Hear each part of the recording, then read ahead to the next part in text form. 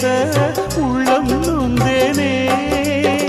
நாம் ஒன்று சேரும் திருநாளும் உருவாகும்.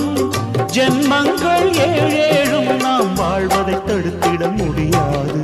ஆவாயுடன் நிலவே விண்ணிலவே என் வாழ்வே நீதான் நிலவே விண்ணிலவே.